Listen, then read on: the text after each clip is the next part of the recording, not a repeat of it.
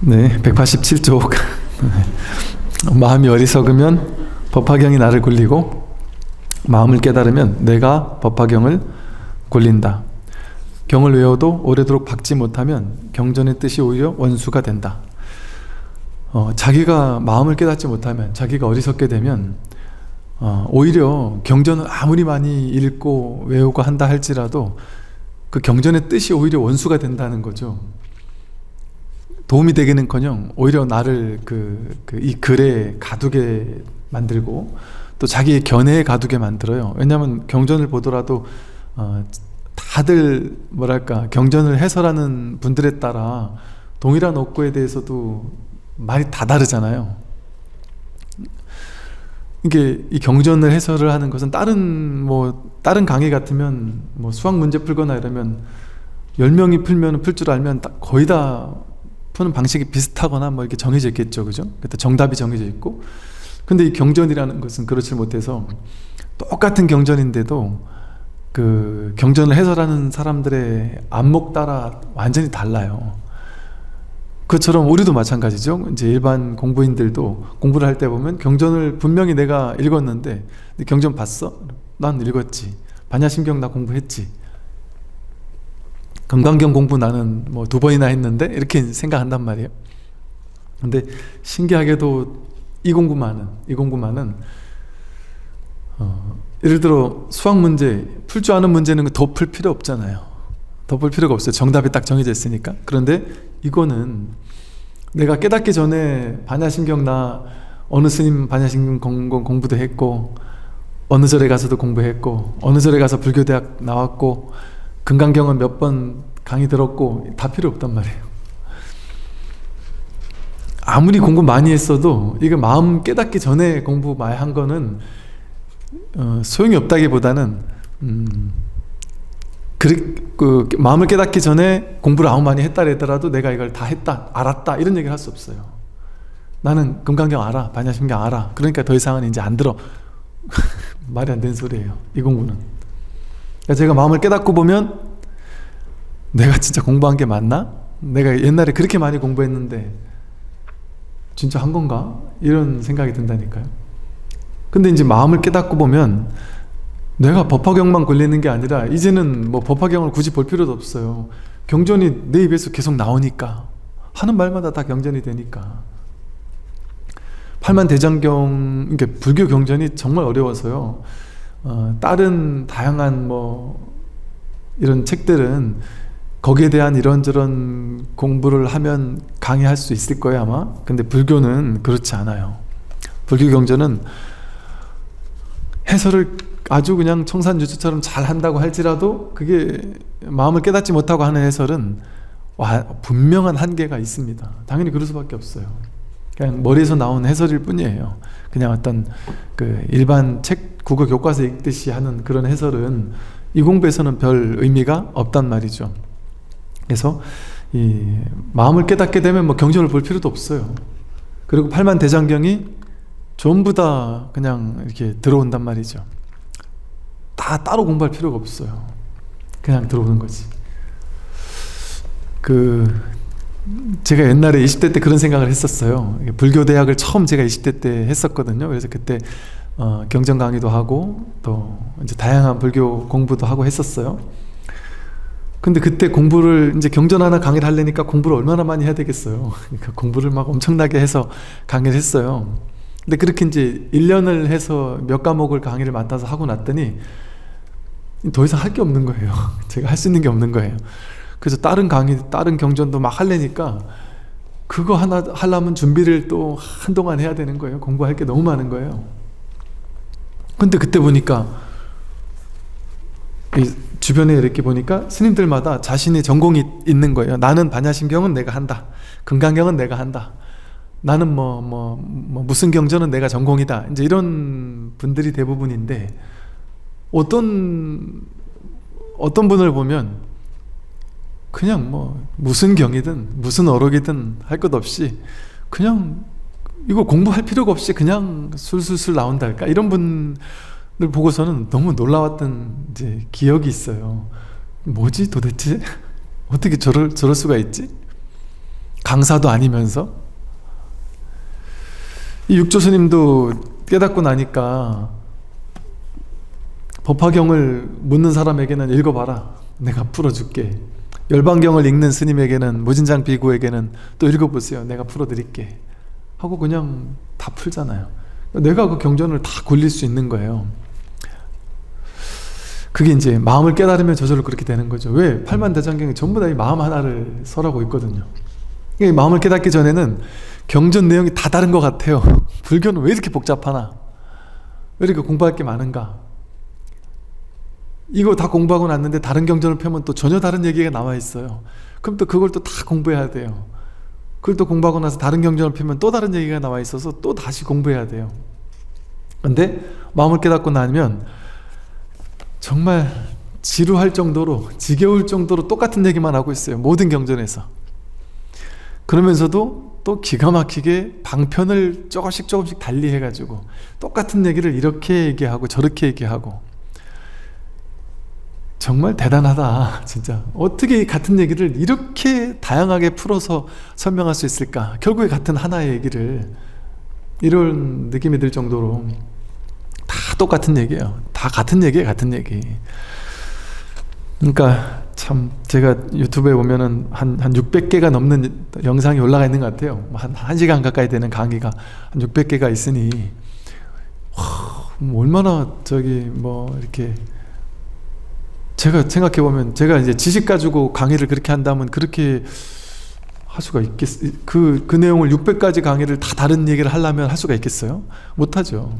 근데 다 똑같은 얘기예요. 여러분들이 들으면 이제 지겨우실 거예요. 다 똑같은 얘기니까. 분명히 경전은 다 다른 얘기를 하고 있는데 다 똑같은 얘기란 말이에요. 근원에서는 다른 얘기일 수가 없어요. 하다못해 이 법우님들이 인생의 고민을 물어본다. 내가 이런 고민 있다, 저런 고민 있다, 10가지, 20가지, 30가지 고민을 가져와서 질문을 하는데 결국에 그 질문의 답이 다 같은 자리로 귀결을 한단 말이에요. 그러니까 언뜻 보기에는 저 양반은 맨날 같은 얘기만 하네, 질문은 다른데 결론은 똑같은 얘기만 하네, 이래 싶을 수 있단 말이에요. 왜 그럴까요? 모든 문제가, 모든 사건이, 모든 경계가, 모든 삼라만상이 전부 다 이 자리에서 나왔어요. 이 자리에서 내가 한 생각 이렇게 해서 나왔어요. 그럼 어떻게 해야 될까요? 여기서 나왔기 때문에 일로 돌이키는 거예요. 이 자리로 돌아가는 거예요. 삼라만상 전체가 이 한 터럭에서 나왔기 때문에 결국 이 터럭이 한 자리로 돌아가는 거예요. 이 한 자리를 밝히면 모든 문제가 해결되는 거예요. 생각이 없으면 생각이 바르고, 생각이 있으면 생각이 삿되다 했어요. 생각이 없으면, 우리는 이 세간에서는, 세간의 공부에서는 생각을 바르게 먹어야 돼 이러잖아요. 좋은 생각을 해야 돼, 좋은 생각을 하고 나쁜 생각은 하면 안 돼 이러잖아요. 그래서 어떤 게 좋은 생각인가를 연구하죠. 이런 생각은 좋은 생각, 이런 생각은 나쁜 생각, 요런 건 좋은 거, 요런 건 나쁜 거, 이렇게 선악을 둘로 나누어서 그 중에 선을 택하고 악은 버리고, 좋은 생각은 택하고 나쁜 생각은 버리고, 그러면 이제 싸움이 붙어요. 이건 그럼 좋은 생각이냐 나쁜 생각이냐? 이 사람이 보기엔 이게 좋고 저 사람이 보기엔 이게 나쁠 수 있거든요. 우리나라에서 보기에는 이게 좋고 다른 나라에서 보기엔 그게 나쁠 수도 있잖아요. 좋은 게 있고 나쁜 게 있으면 반드시 싸울 수밖에 없어요. 둘로 나누어 가지고 그걸 좋다고 하는 팀, 안 좋다고 하는 팀, 그게 옳은 정책이라고 하는 사람들, 잘못된 정책이라고 하는 사람들. 사람들은 다 견해가 다르고 생각이 다르고 관점이 다르기 때문에 싸울 수밖에 없습니다. 생각이 일어나면 전부 다 그건 분쟁을 낳아요. 모든 생각은 절대적으로 옳은 생각, 100명이면 100명, 1000명이면 1000명이 전부 다 옳다 하는 생각이 있을까요? 없습니다. 최악의 사람을 죽이는 건 무조건 악이다? 그거는 1000명이라도 다 맞다고 할걸요? 아니에요. 전쟁 나 보세요. 많이 죽이는 사람이 영웅이에요. 죽이는 건 위대한 일이에요. 전쟁 나버리면. 저기서는 사람이 막 죽고 있는 100명, 1000명이 막 확 죽고 있는데 여기서 막 승리의 기쁨에 들떠서 얼싸안고 눈물을 흘리면서 기뻐한다니까요. 자기가 저 많은 사람을 죽이는 걸 보면서. 일상적일 때는 한 명만 죽어도 얼마나 울고 싶어, 죽고 싶어요. 내가 한 명만 죽여도 얼마나 큰 평생 죄의식에 사로잡혀 살 거예요. 근데 수천 명을 죽여놓고서 기쁨에 얼싸안고 웃는다니까요. 그러니까 이런 이 모양의 세계는 이럴 수밖에 없어요. 그러면 생각을 따라가서 어느 생각이 옳은 생각이고 어느 생각이 틀린 생각이냐, 이걸 나누는 것이 분별이에요. 그게 어리석은 거예요. 그래서 진짜 옳은 생각은 옳은 생각을 선택하는 게 옳은 생각이 아닙니다. 여기서 말하듯이 생각이 없으면 무념일 때 그게 생각이 바른 거예요. 그리고 생각이 있으면 유념일 때 그게 생각이 삿된 거예요. 생각이 없으면 생각이 바르다 그랬어요. 이 정도는 이제 아시겠죠? 생각이 없으면이라고 했다고 그러면은 생각도 하지 말고 살란 얘기인가? 그 말이 아니라는 거는 이제는 아실 거라고 생각해요. 생각이 없다라는 말은 생각을 하나도 하지 않는다는 얘기가 아니라 생각의 뿌리가 공하다라는 사실을 자각하는 거예요. 그래서 생각하되 생각함이 없는 거예요. 옳을 때 옳다고 하고 틀릴 때 틀리다고 하고 다 한단 말이에요. 지혜로운 사람도 옳고 그르고 판단할 줄 안단 말이에요. 근데 그게 실체가 없는 줄 아니까 거기 집착하지 않는 거예요. 집착하지 않고 마음껏 옳다 그르다 얘기 다 해요. 이 생각 저 생각 다 해요. 판단도 다 하고 거기 머물러 있지 않고 거기 집착하지 않고 그걸 실체화시키지 않을 뿐이지. 그러니까 난 이렇게 살 거야 하고 열심히 살아요. 근데 그렇게 안 되면 안 되나 보다 하고 딴 거 하면 되는 거고, 되면 좋은 거고 안 되면 말고. 판단 분별이 없는 것이지, 그 생각에 과도한 집착이 없는 것이지 생각을 아예 일으키지 않는다는 게 아니죠. 근데 신기하게도 아무리 옳은 생각이라고 느껴도 그 옳은 생각에 내가 집착하고 있잖아요. 그거는 절대 옳은 생각이 아닙니다. 이걸 몰라요 사람들이. 이건 진짜 옳은 생각이라서 내가 얘기하는 건지 이거 집착 아니에요 라고 우겨요. 빡빡 우겨요. 저는 집착하는 거 아니에요. 그냥 옳은 길을 가는 거예요. 이렇게 얘기하더라고요. 그러니까 부모님이 자식한테 내가 너를 위해 그러는 거지 하면서 공부를 시킨다고요. 막 하기 싫어 죽겠다는데 막 죽도록 가둬놓고 공부시킨단 말이에요. 예를 들어. 그럼 옳으니까. 근데 그러다가 스트레스 받아 애가 자살이라도 하고 자해라도 하고 이런다면 그게 진짜 옳은 거예요. 그 아이에게 엄마 생각에는 옳다고 생각했지만 그게 옳을지 않을지는 알 수 없다니까요. 그래서 아이가 죽을 것 같이 난 정말 죽을 것처럼 괴롭다. 엄마 이러다 나 죽으면 어떡하려래? 이러면 뭐라래요? 야, 니까지 이렇게 죽지도 못해. 예를 들면 무슨 말이냐면요. 대부분 대부분 그 극단적인 선택을 하거나 이런 사람들이요. 미리 메시지를 보내거든요. 난 이만큼 죽을 것 같아 하고. 근데 그때 사람들 다 그러잖아요. 힘들 때 와 죽을 것 같아 이러잖아요. 근데 다 안 죽잖아요. 그냥 나오는 말이잖아요. 그렇게 생각하는 거예요. 그 메시지를 그 사람은 진짜 죽을 것 같은 건데 야 네가 죽을 것 같으면 나는 벌써 10번도 더 죽었다. 이런 식으로 듣는단 말이죠. 그 메시지를 못 알아들어요. 그리고 자기 생각을 또 고집하는 거예요. 그러니까 아무리 옳은 생각도 그 생각에 고집하면 그건 반드시 틀린 생각이에요. 절대적으로 옳은 생각은 없어요. 세상에. 절대적으로 옳은 생각은 없어요. 제가 전에 그 말씀 드렸죠.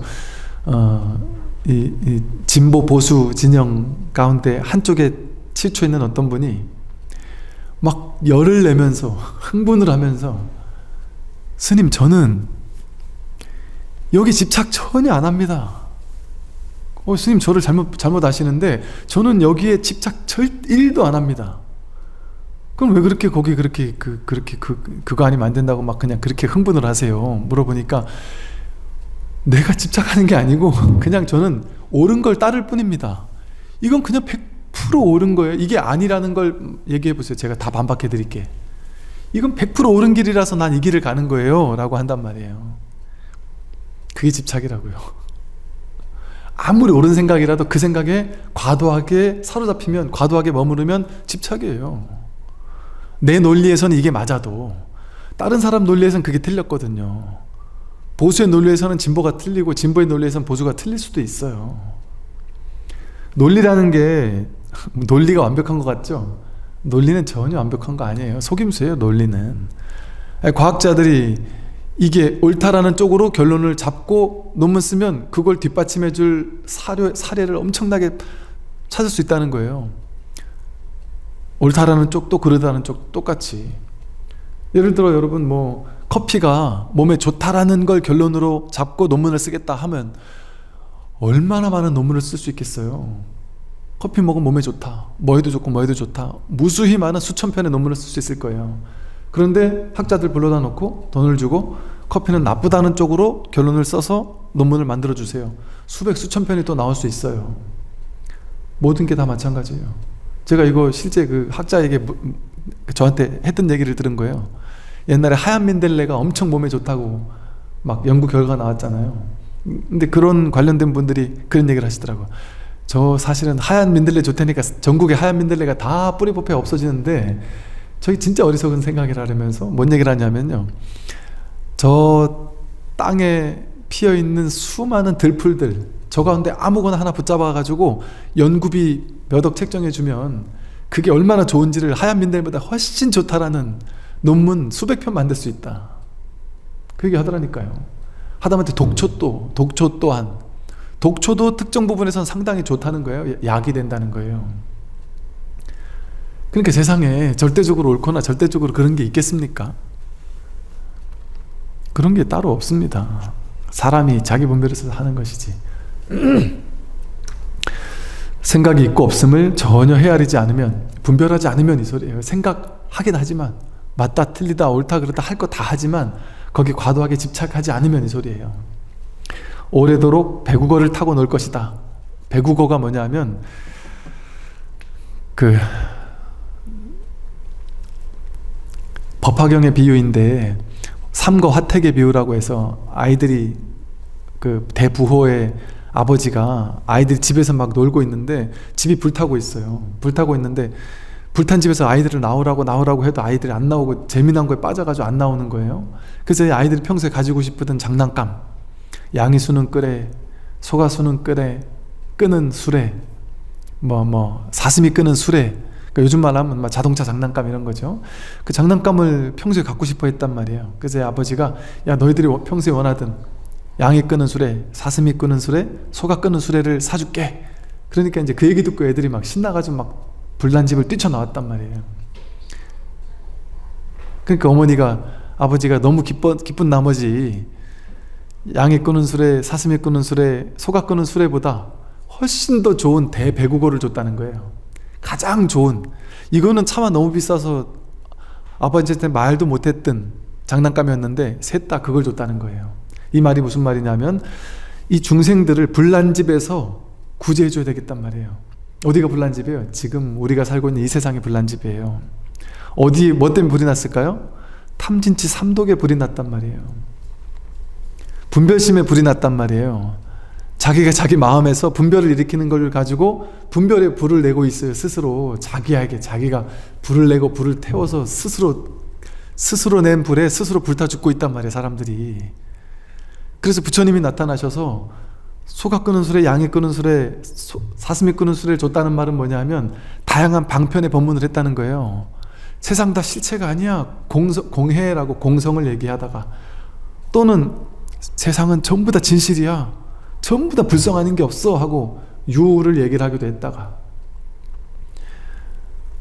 성문 연각보살이라고 하는 법문 듣고 깨닫기도 하고, 연기법을 설해서 깨닫기도 하고, 보시바라미를 실천해서 깨닫기도 하고, 육바라미를 실천해 깨닫기도 하고, 다양한 방편을 가지고 깨닫게 한단 말이에요. 불난집에서 나오게 한단 말이에요. 그 방법이 이 성문선 영각승 보살승이라고 하는 삼승이에요. 삼승이란 말은 쉽게 말해 불교에서 말하는 불난집에서 꺼내기 위한, 중생들을 이 괴로움의 현실에서 건져내기 위한 다양한 부처님의 방편의 가르침들, 그거를 대표적으로 삼승이라고 불러요. 이 승이라는 말은 탈승자를 써서 배를 타고 걷는다는 거예요. 여긴 불난집이 막 불나고 있는 이 차 안에서 저 피아노로 바닷가를 건너서 배를 타고 건너는 거예요. 성문영각보살이라는 배를 타고 탄다는 거죠. 성문승 타고 걷는다. 타고 저 피안의 세계 청정한 불국토로 간다는 거예요. 그래서 이렇게 무수히 많은 방편법문을 부처님께서 설하셨지만 법화경의 핵심 사상이 그거예요.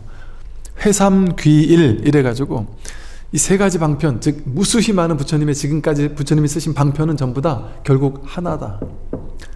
일불승이라고 하는 대배국어라고 하는 결국엔 하나의 진실, 다 다른 말이 아니다는 거예요.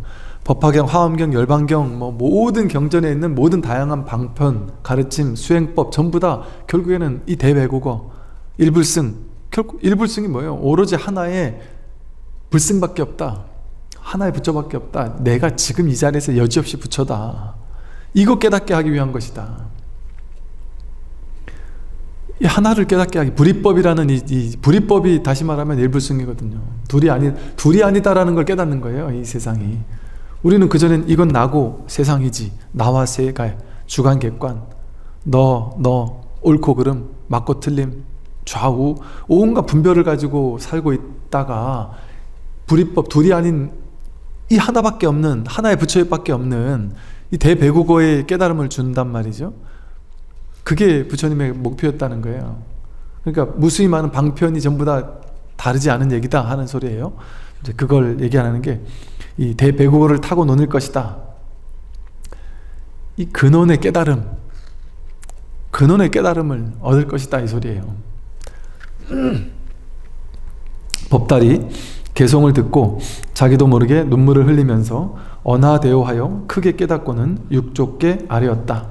여기 말하듯이 이 개송을 듣고 눈물을 흘리면서 언하대오 했단 말이 말 끝에 깨달았어요. 언하대오, 이게 불교의 조사선의 전통이에요. 법문 끝에 깨닫는 거예요. 법문 듣다가 깨닫는 거예요. 육족계 아래였어요. 저는 지금까지 한 번도 참으로 법화경을 굴린 적이 없고 법화경에 끌려다니기만 했습니다. 다시 여쭈었어요. 경전에 이르기를 모든 대성문과 보살들이 온갖 생각을 다 기울여 헤아릴지라도 부처님의 지혜는 측량할 수 없다고 하였습니다. 그런데 지금 범부가 자기 마음만 깨달으면 곧 불지견이라 이름한다고 하시니 상근기가 아니라면 의심과 비방을 하지 않을 수 없을 것입니다. 또 경전에서 세 가지 수레를 말씀하셨는데 이 양이 끄는 수레, 사슴이 끄는 수레, 소가 끄는 수레의 삼거와 흰 소가 끄는 수레, 대배국어는 어떻게 구별해야 하는지 다시 가르쳐 주십시오. 이 법화경에 대해서 이 법달이 이제 계속 물어보는 대목이죠. 아까 말한 모든 대성문과 보살, 성문승, 영각승, 보살승 하는 이제 다양한 방편을 설하는 보살들, 그들은 온갖 생각을 다 기울여 헤아릴지라도 부처님의 지혜는 측량할 수 없다고 했어요. 근데 지금 범부가 자기 마음만 깨달으면 곧 불지견이다 라고 했어요. 마음 하나만 깨달으면 된다 라고 하시니 불교가 그렇게 쉽단 말이에요? 상근기가 아니라면 의심하고 비방하지 않을 수 없을 것 같다. 이 경전에서는 이 성문승, 영각승, 보살승 세 가지 수레를 말하는데 그건 도대체 어떤 것이고 지금 말씀하시는 그 마음 하나만 깨달으면 된다라고 하는 그 신소가 끄는 수레, 대배국어라는 것 오로지 마음 하나 깨달으면 끝이다. 법 하나 깨달으면 된다. 육조스님은 계속해서 견성, 자기 성품 하나 확인하면 끝이다 이러잖아요. 그 전에 많은 경전들을 보면 해야 될 게 많았잖아요. 여러분들이 이제 이게 이제 무슨 말이냐면 여러분들이 불교 신행하던 패턴 이절저절해서 다양한 방편을 하던 걸 보세요. 그게 성문승, 영각승, 보살승이에요.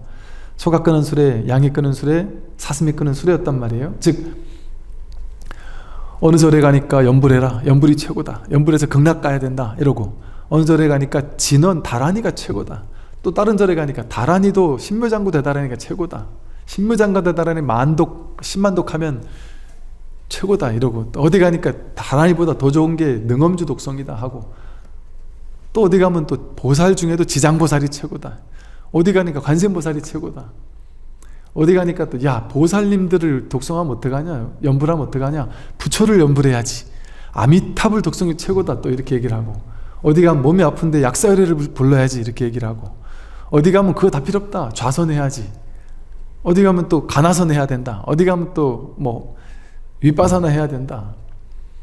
온갖 다양한 방법들, 방편들, 불교에서 말하는 다양한 수행법들 있잖아요. 그게 바로 양에 끄는 수레, 사슴이 끄는 수레, 소가 끄는 수레 다양한 방편이었단 말이에요. 그런데 여기서 육조 스님은 뭔 얘기를 해요? 그거 양에 끄는 수레, 사슴이 끄는 수레, 소가 끄는 수레 다 필요 없다. 너희들 모두에게 대배고가 하나를 주겠다. 최상의 깨달음 하나를 주겠다. 이거잖아요. 그게 뭐예요? 육조 스님이 말하는 견성이에요. 견성. 자기 성품 하나 확인하는 거, 자기 마음 하나 깨닫는 거. 이 견성 하나를 통해, 마음 하나 깨닫는 걸 통해 모든 방편이 이 속으로 다 들어온단 말이에요. 모든 방편을 하나하나 굳이 다 닦을 필요 없이 그냥 이 하나로 끝난단 말이죠. 그래서 그 뜻을 알려주십시오 했어요. 그랬더니 대사께서 말씀하셨어요. 하나하나 설명해 줍니다. 경전의 뜻은 분명하지만 그대 스스로 어리석어서 어긋나 있구나. 모든 삼승의 사람들이 부처님의 지혜를 측량하지 못하는 까닭은 분별하여 헤아리는 병이 있기 때문이다.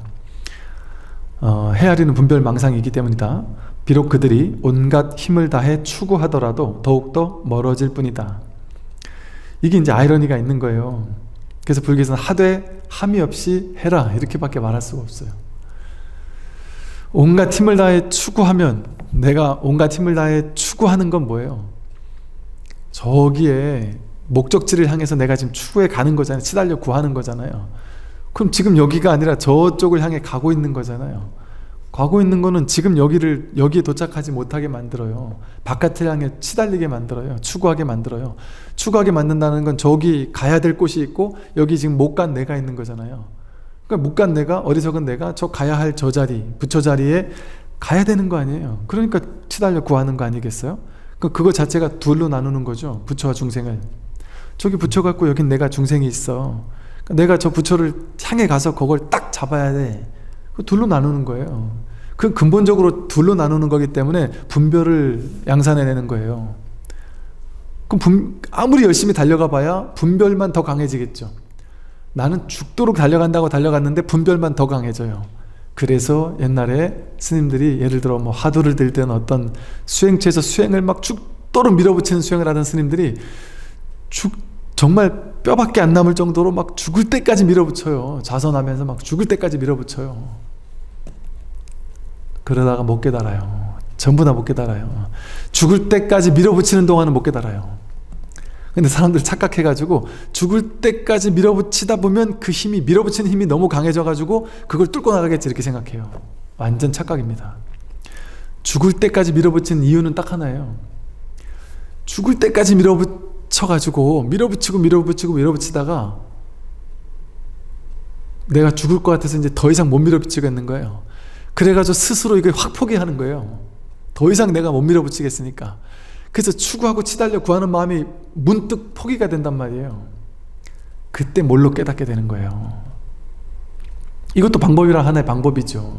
부처님도 이렇게 하신 거예요. 어찌 보면 6년 동안 고행, 할 수 있는 최대한의 고행을 끝까지 밀어붙이다가 이거 가지고 안 되는구나 해가지고 탁 포기했단 말이에요. 고행을. 그랬더니 금방 됐단 말이에요. 7일 만에.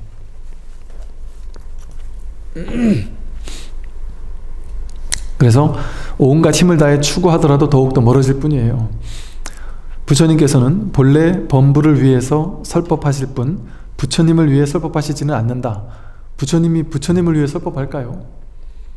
부처는 뭐 중생이 괴로워하니까 그 괴로움을 해결해 주는 게 부처인데, 괴로움이 없다면 괴로움 해결할 필요가 없죠. 거기는 부처도 없어요. 중생도 없고. 중생이 있으니까 중생을 상대해서 부처라는 걸 내세웠을 뿐이에요. 방편으로. 그러니까 아직 내세울 부처라는 방편이 있으면 이거 아직 온전한 게 아니에요. 부처와 중생이 둘로 나뉘어 있잖아요. 진짜 깨달음의 자리에서는 부처도 없고 중생도 없어요. 부처가 설해야 할 법도 없고. 이 도리를 믿지 않는다면 그로 인해 본래의 자리에서 물러나 이미 신소가 끄는 수레에 앉아 있으면서도 그것을 전혀 알지 못한 채 문 밖에 삼거를 찾아 헤매는구나. 이 도리를 믿지 못하면 이 본래 자리에서는 그냥 영영 멀어서 이미 여러분의 지금이 어떤 상황이냐면 이미 신소가 끄는 술에 완전한 깨달음의 자리에 앉아 있으면서도 그것을 전혀 알지 못한 채 다시 깨닫는 방법을 찾아 나서는 거예요. 문 밖에 삼거를 찾아 헤매는 거예요.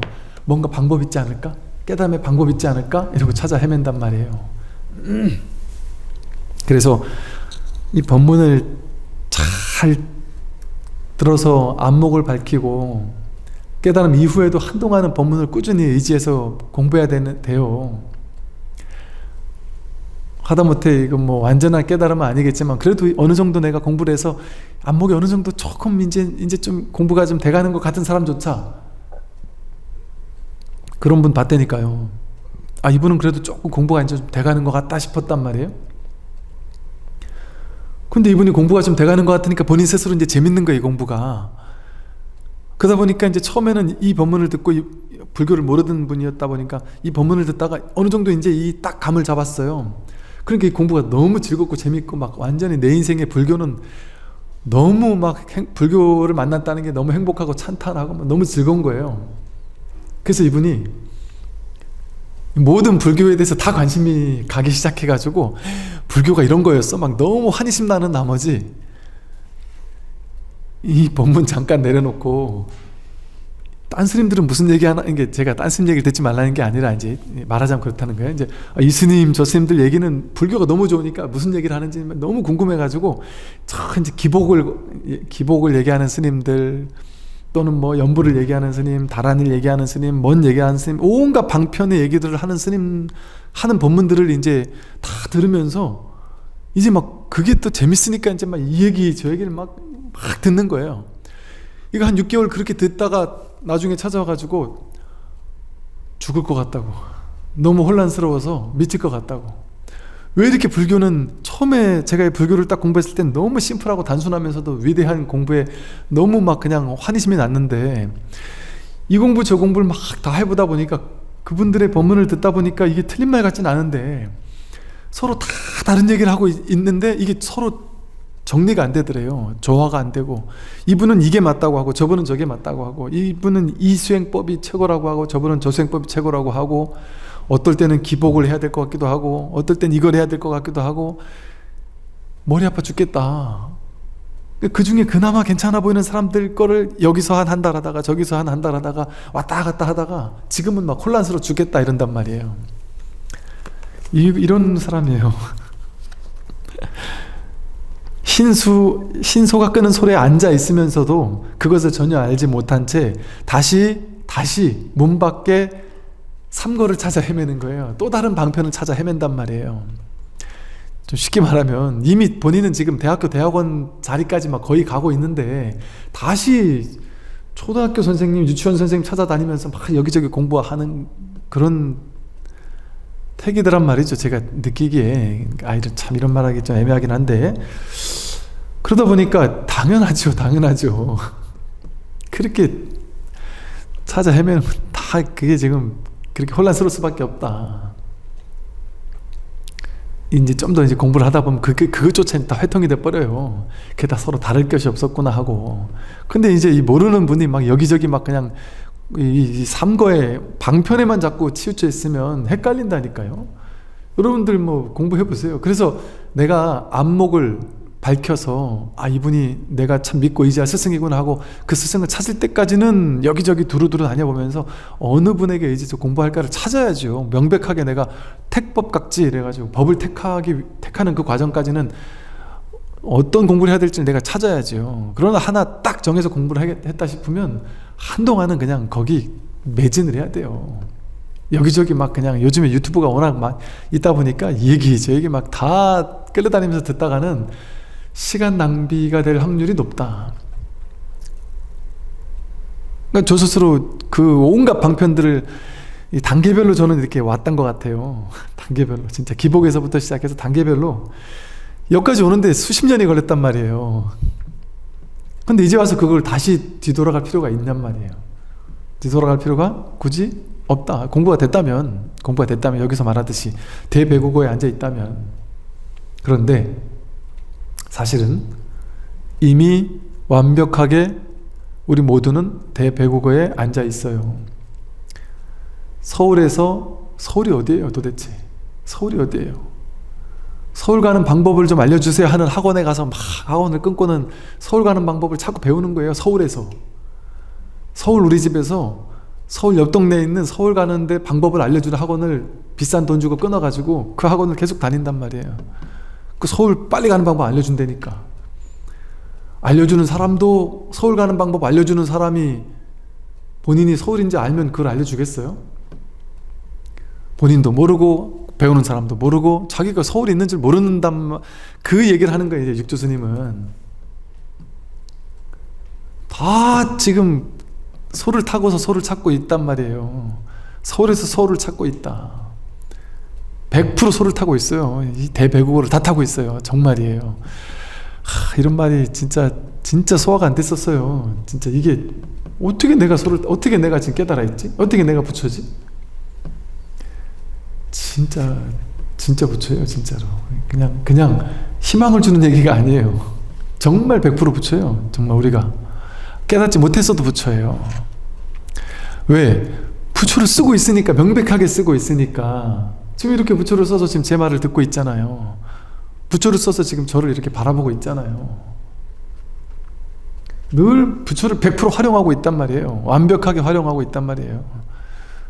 부처 아니면은 뭐 하나를 할 수가 있겠어요, 우리가. 근데 내가 이대로는 만족을 못하는 거예요. 이런 부처한테 만족 못하는 거예요. 부처한테 만족 못하고 지금 이렇게 있는 이 부처한테 만족 못하고 자기 생각을 쫓아가는 거예요. 이 부처가 지금 이렇게 완벽한 부처를 드러내주고 있는데 난 이거 싫어. 내 생각은 나는 돈을 더 벌어야 돼. 나는 뭔가 막 그냥 쨍하는 깨달음의 체험이 있어야 돼.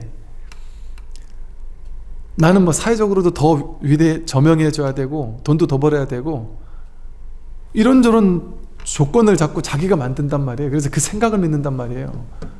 지금 이대로 부처라니까 아무리 해도 자기는 지금 어디에 있어요? 근데 지금 여기 있잖아요. 지금 이 부처 자리에 있잖아요. 가난한 그대로, 돈 없는 그대로. 근데 자기 생각을 믿어가지고 그걸 쫓아간단 말이에요. 쨍하는 깨달음이 있어야 깨달음이다. 이거는 망상이에요. 망상. 쨍하는 깨달음은 왔다 가는 거잖아요. 그 체험은. 그 생각 없으면 지금 여기 이미 완성돼 있다니까요. 문득 호련히 완성돼 있구나. 이거를 확인하는 거예요. 그냥. 그러니까 이 공부하는 데 있어서 제일 중요한 게 내가 깨달음의 어마어마한 체험, 또 깨닫고 나면 내가 막 완전 뒤집히겠지, 뭐 내가 완전 갑자기 부처가 돼버리겠지. 이런 얘기를 해요. 스님, 저는 걱정이에요. 제 남편이 요즘에 불교에 완전 빠져 있는데 저러다 내 남편이 부처 되면 어떡하죠? 그럼 저를 버리고 도망갈 거 아니에요? 절로. 또 직장 생활도 이제 안 할 거 아니에요? 안 그런다니까요. 직장 생활 더 열심히 하지. 아내한테 더 잘하고 더 사랑스럽게 하고 깨닫고 나면 저 산으로 들어가서 출가할 거다. 이거 자기 생각이에요. 자기 망상이에요. 완전히 뒤바뀌어가지고 너무 여여해서 내가 옆에서 뭔 얘기를 해도 나한테 맞장구 쳐주지도 않고 늘 허허 그렇게 살면 안 된다 하고 막 부처 같은 그런 얘기만 할 줄 안단 말이에요. 자기 법에 대한 상이에요. 깨달으면 이렇게 되겠지 저렇게 되겠지 하는 자기만의 상. 그렇게 안 됩니다. 자기 내면의 잔해증의 경계는 탁 바뀌었어도 그게 이렇게 자리 잡는데 한동안 오랜 세월이 걸린단 말이에요. 그러니까 차차 보내가니까 전혀 걱정할 필요 없는 정도가 아니라 그러고 나면 내가 가장 큰 혜택을 받아요. 그 옆에서 그 법의 혜택을.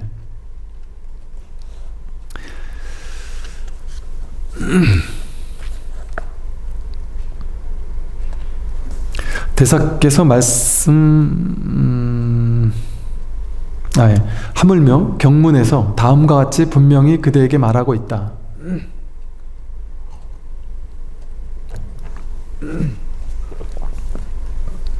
오직 일불승만 있을 뿐 이승이나 삼승 등의 다른 수레는 없다. 무수한 방편과 여러가지 인연담과 비유의 말씀들이 모두 일불승인 이 법을 얻기 위함이다. 오직 일불승, 이 하나의 법 하나, 마음 하나, 이거 하나가 있을 뿐이지 이승이나 삼승 등 그 다양한 수행 방법 그런 거는 없다. 방편으로서 약간의 도움은 되죠, 분명히. 그러나 근원에서는 이게 필요가 없어요. 이 수행, 이게 되게 파격적인 얘기라서 제가 이런 말을 자꾸 하면 사람들이 자꾸 불편해해요. 근데 제가 하는 말이 아니라 육조 스님이 하는 말이니까 수행 필요 없다, 방편 필요 없다, 뭐 이런 얘기를 하면은 되게 싫어해요, 현대인들이. 왜? 수행에 목매고 살았는데 수행 필요 없다고 하면은 말이 되냐 하고 얘기한단 말이에요. 너무 파격 아니냐 이런단 말이에요. 이 한국 불교 뿌리가 육조 스님이거든요. 뿌리가 육조단경이에요. 근데 여기서 이렇게 얘기했잖아요. 2승이나 3승 등의 다른 수련은 없다. 없어요. 여러분 수행해서 깨닫는 거 아니에요. 이미 깨달아 있어요. 정말로. 수행을 통해 깨닫는다? 아니라니까요. 문득 갓난아기 때부터 본래 깨달아 있었네 하는 걸 그냥 문득 돌이켜보는 거예요. 그냥 그게 깨닫는 거지. 내가 완성돼 있었구나, 애초부터 완성돼 있었구나를 문득 알아차리는 거지. 그게 공부지. 갈고 닦아서 나한테 없는 걸 만들어낸다? 그게 법이겠습니까? 세상 공부는 그렇게 하는 거죠. 공부 못하는 사람이 열심히 공부해서 학원 다녀서 공부 잘하는 사람 되는 거, 갈고 닦는 인과로서 만들 수 있잖아요. 운동신경 없는 사람이 열심히 운동해가지고 운동신경을 늘리는 거, 그거 할 수 있잖아요. 인과법으로서 열심히 갈고 닦으면 할 수 있잖아요. 세상법은 전부 다 열심히 갈고 닦으면 할 수 있어요. 딱 이 공부만이 비인비과라 그래. 비인비과. 인과법이 아니에요. 이 공부는 원인도 아니고 결과도 아니다 이러잖아요. 그게 무슨 말이겠어요. 이미 내가 부처인데 이미 결과가 나와 있는데 그걸 그냥 문득 확인하는 그뿐이에요. 그냥. 그래서 깨닫는다 그래요. 몰랐던 걸 깨닫는 거지. 그냥 깨달으면 그뿐이지 없었던 부처를 만드는 게 아니에요. 수행을 열심히 갈고 닦아가지고 내가 중생이 부처가 되는 거 아닙니다. 되는 공부 아니에요. 이미 돼 있다라는 걸 확인하는 공부지. 육조 스님의 말씀이에요. 무수한 방편과 여러 가지 인연담과 비유의 말씀들이 모두 일불승인 이 법을 얻기 위함이에요. 이렇게 이르셨거늘 어찌하여 깨닫지 못하는가?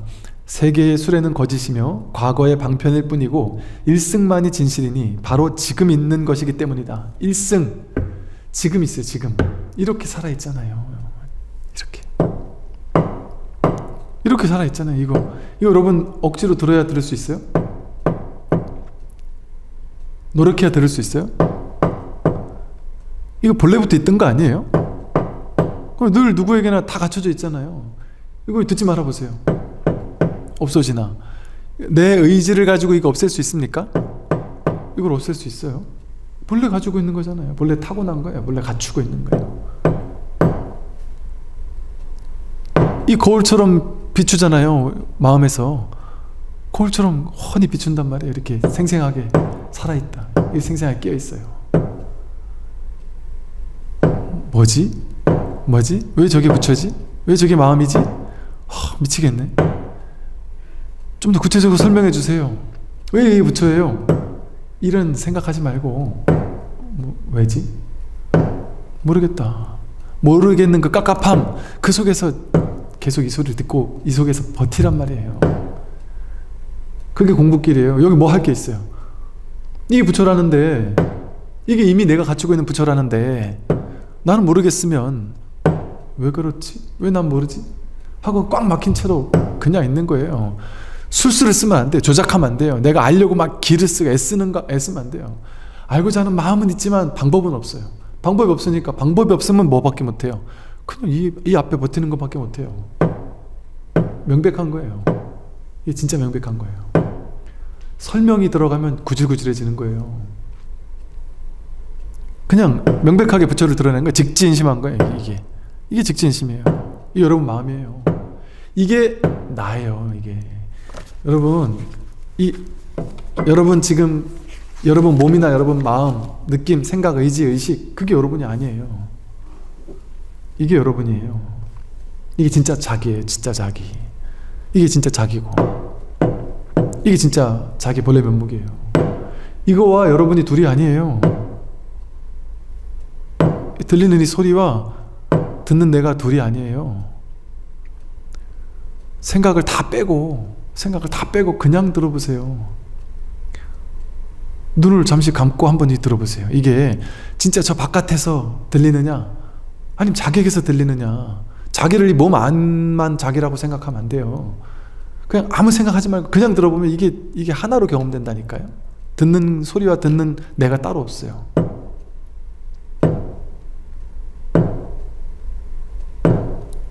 이게 자기예요. 이게 자기에게서 울려요.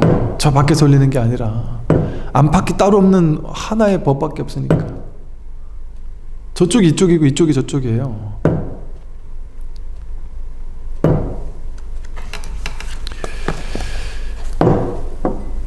이 깝깝함, 답답함을 품고 있다 보면 문득 확인할 날이 있습니다. 분명히. 마땅히 알지니 이렇게 있죠. 일승만이 진실이니 바로 지금 있는 것이기 때문이다. 이 일승만이 진실인데 이 일승이 하나의 부처예요. 여러분이 하나의 부처. 왜 일승 하나의 부처라 그랬어요? 나만 부처가 아니라 여러분도 부처고 벽, 하늘, 구름, 땅, 자연, 삼라만상 전체 온 우주 일체 모든 사람이 전부 다 부처. 하나의 부처란 말이야. 하나의 부처. 온 우주 전체가 이거라니까요. 이게 일승이에요. 이게 일승. 근데 이것은 이 일승만이 진실이니 바로 지금 있는 것이기 때문이다. 지금 있잖아요. 지금. 과거에 있거나 미래에 내가 있어서 미래를 찾아가는 거 아니에요. 지금 있으니까 지금 깨닫는 거죠. 지금 확인하는 거예요. 지금. 이는 다만 그대에게 진실을 버리고 거짓을 버리고 진실로 돌아오도록 이끌기 위함이니 진실로 돌아온 다음에는 진실이라는 일은 또한 없다. 거짓을 버리고 분별을 버리고 진실로 이 자리로 돌아오도록 하기 위한 건데요. 진실로 돌아온 다음에는 진실이라는 이름 또한 없어요. 진실이라는 것도 이름이고 부처도 이름이고 일승도 이름이고 마음도 이름이고 다 마음도 방편이에요. 견성도 방편이고 이 자리는 견성이라고 할 것도 없어요. 부처라고 할 것도 없고 열반도 없고 해탈도 없어요. 어리석은 중생들에게 방편으로 해탈 열반이라는 방편을 썼을 뿐이지. 마땅히 알지니 가지고 있는 모든 보물과 재산은 모두 그대의 것이니 마음대로 받아 쓰되 다시는 아버지라는 생각, 아들이라는 생각을 하지 말고 또한 받아 쓴다는 생각도 하지 마라. 이건 또 무슨 비유냐면 아버지가 40년 전에 아들을 어릴 때 갓난아기 때 아들을 잊어버렸어요. 그래서 아들이 거지로 40년을 여기저기 구걸하면서 다녔어요. 거지처럼 행세를 하면서 40년 동안 떠돌았어요. 그러면서 막 괴로운 인생을 살았어요. 살다가 어느 날 궁궐 같은 막 큰 집안의 앞에서 대문 밖에서 이렇게 기웃거리면서 궁궐 안을 들여다봤어요. 그 거지가. 궁궐 안을 들여다보니까 저 궁궐 중간에는 아주 그 주인이 딱 앉아있고 밑에 이제 막 그냥 일하는 사람들이 막 부지런히 일하고 있고 맛있는 음식을 갖다 차려주고 그런 모습을 보면서 이 거지가 야 저런 사람은 정말 우리와는 다른 사람이구나.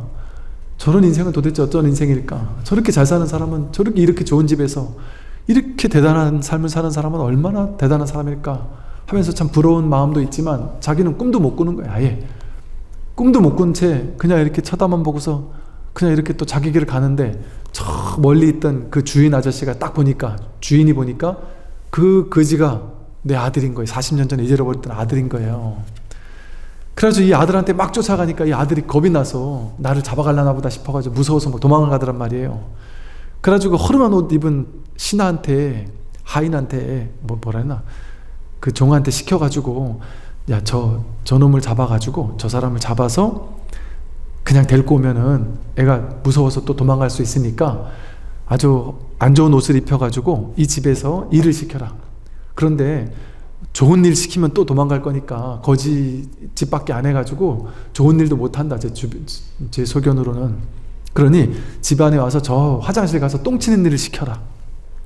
매일가 똥 치는 일 시키고 월급을 이렇게 조금씩 줘라. 그리고 시간이 지나면서 이제 조금씩 적응할 만하면 월급을 조금씩 더 주고 조금씩 고급진 일도 시키면서 그렇게 했단 말이에요. 왜? 아빠가 너 내 아들이야 이러면 아들이 충격받아서 안 믿고 도망갈까봐 아들이라고 얘기해도 도망가니까 안 되겠구나 해서 그러면 똥치는 일부터 해 이랬단 말이야. 알았어, 네 내 아들 아니니까 똥치는 일부터 해. 그러고 나서 나중에 아버지가 죽을 때쯤 돼가지고 병이 났어요. 큰 병이 났어요. 근데 이제 이 아들은 이미 이제 오랫동안 이 집에서 일을 하고 다양한 일들을 다 익혔어요. 경제 경영 관련된 거 다 익혔어요. 그래서 이제 근데 아들이 아버지인지 몰랐단 말이에요. 그래서 이제 그 국왕도 부르고 대부호들을 다 불렀어요. 이제 그 아버지가 워낙 부자였으니까. 그 다 부른 다음에 병조 누운 입장에서 다 부른 다음에 그 왕이 증명해 달라고 하면서 모든 사람에게 얘기를 해요. 그 똥치는 그 사람도 그 앞에 있는 거죠. 사실은 저 친구가 내가 40년 전에 잃어버렸던 내 아들입니다. 40년 만에 찾았는데 자기가 내가 아들이라고 얘기를 해도 못 믿고 도망가고 해서 방편으로 이렇게 저렇게 똥치는 일을 시켰을 뿐이다. 10년, 20년을 똥치는 일을 시키면서 적응을 시켰단 말이에요. 이제 내가 밝힌다. 이제 저 아이가 바로 내 아들임을 밝히니까 내가 죽더라도 모든 재산이나 이런 것들은 다 저 아이 것이다. 이렇게 얘기를 한단 말이에요. 이게 무슨 비유인지 아세요? 그 아버지가 바로 부처님이에요. 그 40년을 떠돌던 그 아들이 우리예요. 우리들 중생들이란 말이에요. 우리 중생들은 내가 부처인 줄 모르고 내가 그 부잣집 아들인 줄 모르고 그걸 불자라 그러죠. 불자. 부처님의 아들인 줄 모르고 그냥 거지처럼 떠돌았어요. 어디를 떠돌았어요? 분별망상의 괴로운 이 사바세계를 떠돌았단 말이에요. 분별망상의 괴로운 세계. 그 자기가 가난한 줄 아는 거예요. 자기가 거진 줄 아는 거예요. 그러니까 자기는 돈 벌어야 된다고 중생들이 막 돈에 혈안돼 있고 명예를 얻어야 된다고 막 혈안돼 있고 자기는 이미 완벽하게 갖추고 있는 어마어마한 부자인 줄도 모르고 그러면서 거지로 살았단 말이에요. 근데 여러분들이 이제 불교 공부를 하면서 마음 공부하는 자리로 딱 왔길래 아들이 아버지 집 앞에 딱 당도한 것처럼 여러분들이 불교가 뭐지 하고 절에 딱 왔단 말이에요. 와서 여러분 100% 부처예요. 방금 전에 제가 그 얘기했잖아요. 육조스님이 그 얘기했잖아요. 여러분이 100% 지금 이대로 부처라고 얘기했잖아요. 근데 솔직히 여러분 믿습니까? 100이면 100 안 믿어요. 이 아들처럼 너 내 아들이야 안 믿는단 말이에요. 안 믿어요. 절대 안 믿어요. 그러니까 방편으로 알았어요. 여러분은 아들은 아니고 부처는 아니고 부처의 씨앗이 있어요. 뭐 이런 식의 방편을 쓴단 말이에요. 너도 나중에 열심히 기도하고 수행하면 부처가 될 수 있을 거야. 이렇게 희망을 준단 말이에요. 그럼 부처라고 하면 못 믿다가 내가 언젠간 부처 될 수 있다고? 그러면 열심히 살아야지. 그럼 내가 한번 공부해 봐야지 한단 말이에요. 여기서 일 한번 해봐야지 한단 말이에요. 그러면서 이 20년 동안 똥을 치운다는 게 뭐냐면 분별의 똥을 치운다는 거예요. 분별 망상의 똥을 치우도록 하는 거예요. 탐진치 삼독 분별 망상의 똥을 치우도록 한단 말이에요. 부처님 앞에서 법문을 들으면서 공부하도록 한단 말이죠. 그럼 어찌 보면 이 아들이 이 집을 만나가지고 부처님을 만나서 집을 만나서 내가 이 집에 딱 들어간 그게 이제 견성이에요. 쉽게 말해. 집에 딱 들어왔으니까 이제 부처 자리에 딱 들어왔다 자기 자리로 돌아왔어요. 그런데 자기는 여전히 완전히 부처가 아닌 것 같아요. 그러니까 이제 분별의 똥을 치운다 그래요. 이 법화경에서 이제 똥간에 가가지고 똥을 치우던 걸로 10년, 20년 했다는 거거든요. 그러니까 그게 이제 부처가 됐어도 부처인 줄 모르니까 분별의 똥을 20년을 치워야 된다 이런 식의 방편으로 법화경에 나온 거예요. 그래서 선오록에서는 이 법화경을 비유로 들으면서 견성했어도 깨달았어도 분별의 똥, 업습의 똥을 치우는데 또 10년, 20년 걸린다 이런 식의 이야기를 하는 거예요. 법화경의 비유를 들어서 하는 것이다. 그래서 이렇게 하는 것이야말로 그러니까 아까 쓴 거 보세요. 이 마땅히 알아라. 가지고 있는 모든 보물과 재산이 전부 그대의 것이다. 부처님이 가지고 있던 아버지가 가지고 있던 게 전부 다 이제 아들 거잖아요. 여러분이 가지고 있는 보물과 재산이 뭐예요? 이 우주 전체가 여러분 거예요. 여러분이 부처님을 부러워할 필요가 있어요? 대통령을 부러워할 필요가 있습니까? 빌 게이츠 엄청난 부자를 부러워할 필요가 있습니까? 서울의 강남에 50억짜리 집을 가진 사람을 부러워할 필요가 있습니까? 필요 없단 말이에요. 이게 전부 내 거예요. 전부 내 거. 근데 마음 안에서 나왔어요. 전부 다. 모든 보물과 재산은 모두 그대의 것이니 마음대로 받아 쓰면 돼요. 우리는 지금 여러분 마음대로 받아 쓰고 있잖아요. 이 우주 전체를 받아 쓰고 있잖아요. 제가 살아보니 우주 전체를 쓰고 있구만요. 매 순간. 제가 지난주도 말씀드린 것처럼 내가 미국 가고 싶다, 인도 가고 싶다, 히말라야를 가고 싶다, 영국에 가고 싶다, 그냥 비행기표 한 장만 사면 돼요. 그럼 비행기를 만들려고 애쓸 필요도 없어요. 비행기 회사를 차릴 필요도 없고요. 비행기를 연구해서 만들 필요도 없어요. 영국 가면 내가 뭐 먹고 살지 걱정할 필요도 없어요. 그냥 지폐도 필요 없죠. 뭐 여기 이렇게 통장 계좌나 하나, 카드 같은 거나 하나 들고 가면 비행기, 저절로 비행기 표를 끊으면 그냥 바로 비행기를 탈 수 있죠. 전 세계 어디에 도착하면 어디서든 항상 밥도 주고요, 물도 주고요, 잘 곳도 마련해 주고요. 스마트폰 손가락만 몇 번 하면 먹을 곳, 잘 곳 다 주어져요. 저절로 주어져요. 신기하게도. 완벽하게. 그거 내가 만들려고 생각해보세요. 그 비행기 만들려고 생각해보세요. 아프리카, 인도 이런 데 가가지고 그 먹을 거 챙겨간다 생각해보세요. 이게 보통 힘든 일 아니잖아요. 근데 100% 주어져 있다니까요. 몇 푼 내면은 자동차 마음껏 타고 다닐 수 있고요. 완전히 갖추고 있는 것을 내가 마음대로 받아 쓰고 있잖아요. 지금 이미. 그거 내가 다 가지려고 애쓰지 않아도 본래 내 거라서 그래. 본래 내 거라서. 중중무진으로 연기적으로 온 우주 전체가 나를 완벽히 도와주고 있어요. 내가 인도, 아프리카 가가지고 밥 한 끼 먹으려면 온 우주 전체가 도와야 그 밥 한 끼가 그 자리에 올 수 있거든요. 이 물 한 모금이 여기 오려면 이 온 우주가 응축되어서 깃들어 있어야 여기 물 한 모금이 올 수 있어요. 그런데 이것이 이 모든 이 우주법계 전체의 도움이, 연기적인 도움이 어딜 가든 100% 활용하고 있잖아요. 우리가 완벽히 쓰고 있잖아요. 그러니 이 보물과 재산을 내 거로 이렇게 등기 서류에 내 이름 석자를 굳이 쓸 필요가 뭐가 있어요. 그냥 그릴 뿐이죠.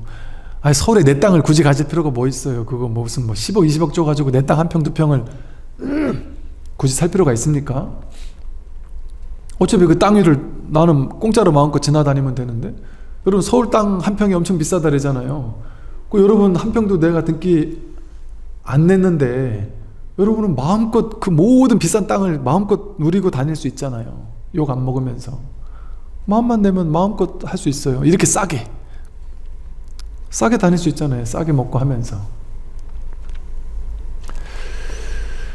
이게 다 내가 받아 쓰고 있어요. 우리가 이미 이 온 우주의 무한한 도움을 완벽하게 받아 쓰고 있어요. 그러니까 연기법의 세계는 무한한 감사와 감동과 동체 대비의 삶이에요. 동체, 온 우주 전체가 한 몸으로서 나를 무한한 자비로움으로서 돕고 있는, 연결되어진, 연기법으로서 연결되어진 무한한 동체적 도움을 우리는 매 순간 받고 있어요. 처음에 올 때 아무것도 안 가져왔는데도 불구하고 10원 한 장, 빤스 한 장 안 가져왔잖아요. 근데 이렇게 살면서 무한으로 거저 주어진 것을 완벽하게 마음껏 받아서 쓰고 살고 있어요. 그러니 이걸 깨닫는 사람이라면 엊그제 놀면 뭐하니에 유재석하고 그 오영수 할아버지인가요? 그 오징어 게임에 나온 그 할아버지가 이렇게 이야기를 나누대요. 그래서 그 할아버지가 그 얘기를 하대요. 세상 모든 걸 그냥 이대로, 있는 이대로 내버려 두는 게 제일 아름다운 것 같다. 뭘 막 기를 쓰고 하려고 하고 애쓰려고 하고 그럴 게 없는 것 같다. 있는 이대로 내버려 두는 거, 그게 가장 지혜인 것 같다고 하고, 삶 이대로 완전히 아름다움이라는 걸 제일 좋아한다. 삶은 이대로 아름다운 거예요. 존재 그대로 아름다운 거예요. 삶이 이대로 완벽히 아름다움이, 이 놀라운 아름다움이 100% 갖춰져 있는 게 삶의 본질이에요. 그냥 이대로 내버려두면 그것이 그대로 법계고 법신부처예요.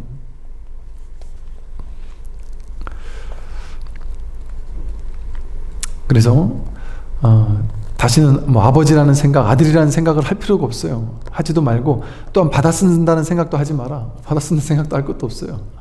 내가 돈을 지불했니 안 했니, 도움을 받았니 안 받았니 할 것도 없어요. 그냥 그 자체가, 우리의 존재 자체가 무한한 동체 대비심의 발현이에요.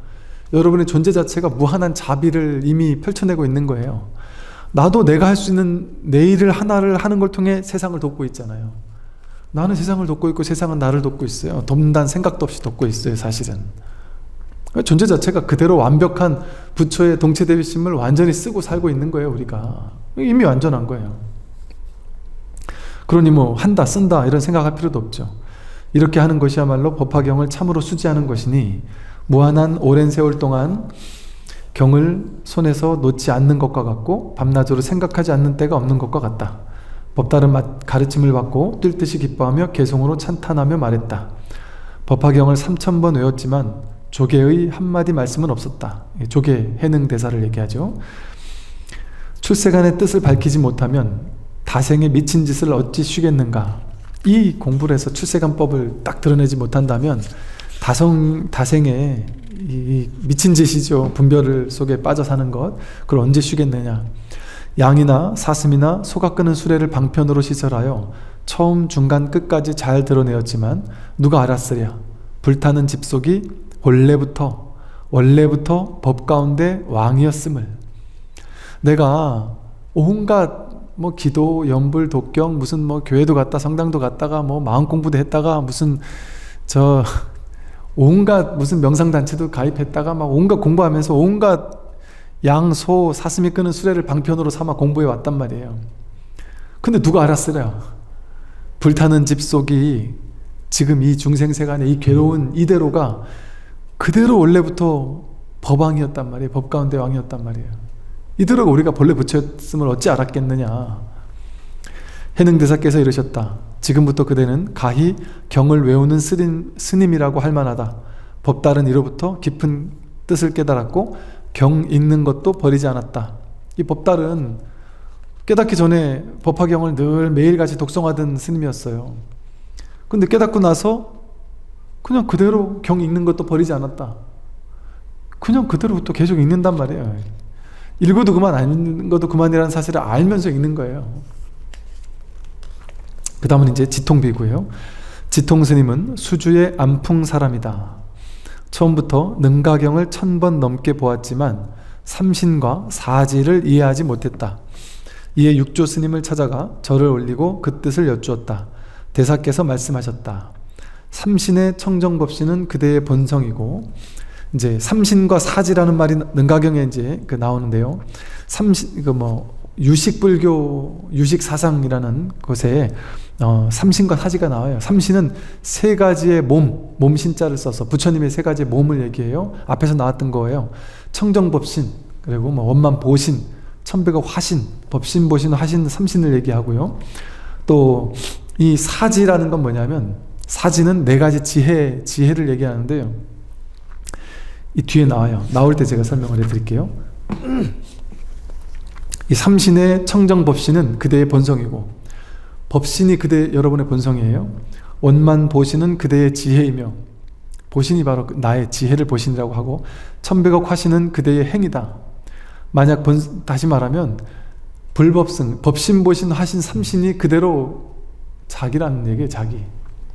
자기에게 이미 갖춰진 본성이고, 이미 갖춰진 지혜이고, 이미 갖춰진 나의 원만한 이 행위, 그대로 법보 화신이라는 거예요. 그래서 만약 본성을 떠나 따로 삼신이 있다고 말한다면 이는 곧 몸은 있으나 지혜가 없는 것이다. 만약 삼신에 각각의 자성이 없음을 깨달으면 곧바로 사지를 깨닫는 것이다. 삼신 이러니까 법신이 따로 있고 보신이 따로 있고 화신이 따로 있구나 이렇게 생각하면 이거는 착각이란 말이에요. 이게 전부 다 마음이라는 거예요. 제가 계속 말하듯이 육조스님은 모든 것을 전부 다 이 하나로, 불이법 하나로, 마음 하나, 견성 하나로 해통시키고 있단 말이에요. 그러니까 법신, 보신, 화신이 어떻게 다 다를 수가 있겠어요. 같은 거에 대한 다른 이름이에요. 이것을 깨닫는 게 곧장 사지를 깨닫는 것이다. 네 가지 지혜를 깨닫는 것이다 라는 소리예요. 나의 개송을 들어라. 자성은 삼신을 갖추었고 밝게 드러나면 사지를 이룬다. 자성은, 자기 마음은 이미 삼신을 완벽히 갖추었고요. 밝게 드러나면 사지, 네 가지 지혜를 갖추어요. 그 네 가지 지혜는 좀 이따 말씀드린다 그랬어요. 보고 듣는 인연을 떠나지 않으면서 단번에 연등불의 지위에 오른다. 볼 거 보고 들을 거 듣고 인연 따라 응할 거 다 응해요. 지금 사는 거 그대로 살아요. 그걸 떠나지 않으면서도 단박에 연등분의 지위에 오른다. 단박에 부처가 된단 말이에요. 지금 부처가 된다고 해서 여러분이 갑자기 막 초인 초능력이 생기거나 이런 게 아니에요. 이거 육신통이라는 거는 우리가 아주 크게 오해하고 있는 거예요. 하늘을 날아다니고 부처님 되니까 갑자기 하늘을 날아다니고 척 보면 내 앞에 있는 사람이 무슨 마음 가지고 있는지 다 알 것 같다. 그럴 수가 없어요. 그런 게 초능력이 아니에요. 부처가 된다고 그런 게 확인되는 게 아니에요. 그건 어리석은 외도의 신통력이에요. 외도의 신통력은 어떻게 하면 생기겠어요? 열심히 갈고 닦으면 그 능력은 생기는 거예요. 열심히 갈고 닦으면. 근데 갈고 닦아서 생긴 능력은 반드시 사라져요. 그는 능력이 아니라 병이에요. 병. 측은한 거예요. 실제로 열심히 갈고 닦으면요, 사람에게 신통력이 생겨요. 예를 들면 병을 치유할 수 있는 능력도 생길 수 있어요. 실제 그런 사람이 있을 수 있어요. 또 뭔가를 이렇게 아는, 남들보다 더 어떤 직관이 자꾸 생겨가지고 뭔가를 좀 알 것 같은 이런 마음도 생길 수도 있어요. 근데 그건 전부 다 병이에요. 병이에요. 거기 집착한다면 그건 병이에요. 근데 거기 집착하지 않고 생겼지만 생겨난 바가 없다라는 사실을 알고 그냥 넘겨버린다면 그거는 공부하는 과정이겠지만, 거기 사로잡힌다면 그건 병이에요. 그건 반드시 생겨야 되느냐? 그런 게 아니에요. 생길 수도 있고 생기지 않을 수도 있고 상관이 없는 거란 말이에요. 그거를 추구하는 것 자체가 어리석은 생각이에요. 그냥 보고 듣는 인연, 내가 이렇게 보고 듣고 생각하고 말하고 행동하는 모든 이 평상시의 인연을 떠나지 않고 이 평상심을 떠나지 않으면서 단번에 부처의 지위에 오르는 거예요. 여러분이 부처 되고 나서 오늘 깨달았어요. 오늘 밤에 자다가 깨달았어요. 예를 들어 아침에 눈 딱 떴어요. 내일 부처가 됐어요. 여러분이. 그러면 나 이제 회사 안 가도 될까요? 누가 월급 막 그냥 갖다 줄까요? 여러분 자식들 밥 안 해줘도 될까요? 손에서 갑자기 짠해가지고 야 밥 먹어라. 아니라니까요. 오늘 부처가 돼도 내일 아침에 설거지 해야 되고 밥 해야 되고 빨래 해야 되고 집안 청소해야 되고 다 해야 돼요. 그러나 자기 내면에서는 부처인 거예요. 그러나 겉으로 드러나 보고 듣는 인연은 인연 따라 다 응해야 돼요. 내 이제 그대를 위해 서라니 잘 듣고 믿어 영원히 미혹하지 말거라. 마음 밖으로 배우려고 치달려 구하지 않으면 하루 종일 깨달음을 설하게 되리라. 마음 밖으로 치달려 구하지만 않으면 지금 본래 부처를 깨달아서 무한히 설하게 될 거라는 거예요. 지통이 다시 여쭈었다. 사지, 네 가지 지혜라는 것은 그 뜻을 더 듣고자 합니다. 이제 대사께서 말씀하셨다. 그대가 이미 삼신을 알았다면 곧 사지에 밝을 텐데, 이 말이 삼신이고 말이 사지라는 것을 아직 모르는 거예요. 어찌 다시 묻느냐? 만약 삼신을 빼고 따로 사지를 논한다면 이는 지혜는 있으나 몸이 없는 것과 같아서 이 지혜 있음이 도리어 지혜 없음이 되어버린다. 그리고 다시 개송으로 말씀하셨다. 이제 사지가 뭐냐면 네 가지예요. 우리 유식불교에서는요, 우리 초기불교에서는 오식과 육식을 배웠잖아요. 오식은 뭐냐면 눈, 귀, 코, 혀, 몸, 뜻, 이렇게 6가지가 육근이라 그래요. 육근이 몸의 감각기관이죠. 눈, 귀, 코, 혀, 몸, 뜻이라는 감각기관이 밖에 있는 대상, 색성향, 미축법을 접촉해요. 눈으로는 색경, 즉 모양과 빛깔이 있는 대상을 본단 말이에요. 눈으로는 보는 접촉이 있어요. 눈으로는 보는 접촉이 일어나자마자 이걸 전문용어로 안근이 색경을 촉하자마자 안식이 일어나요. 그렇게 어려운데, 눈이 대상을 보자마자 이거는 컵이네, 물이네, 물이 많네, 적네, 뭐 이런 인식이 일어난단 말이에요. 이걸 안식이라 해요. 눈으로 보고 나서 아는 아르마리, 보고 나서 이것과 저것을, 이건 크고 이건 작구나, 이렇게 알 수 있는 아르마리 분별이 있고, 또 그것이 안입이 서신 의라는 의근을 만나서 의식과 화합하면서 온갖 분별심, 의식이 생겨난다는 거예요. 그러면서 이 과정에서 눈, 귀, 코, 혀, 몸, 뜻이 색상 미촉법을 접촉할 때 식만 생기느냐? 식이 생겨나면서 동시에 수상행이 같이 생겨요. 보자마자 느낌도 생기고 그게 이게 컵이구나 하는 표상작용도 생기고 이걸 내가 더 먹고 싶다, 갖고 싶다, 버리고 싶다 하는 의지작용도 생기고 거기서 이걸 최종적으로 분별하는 의식도 생긴단 말이에요. 이게 이제 초기 불교에서 말하는 오온과 18개를 설하는 거예요.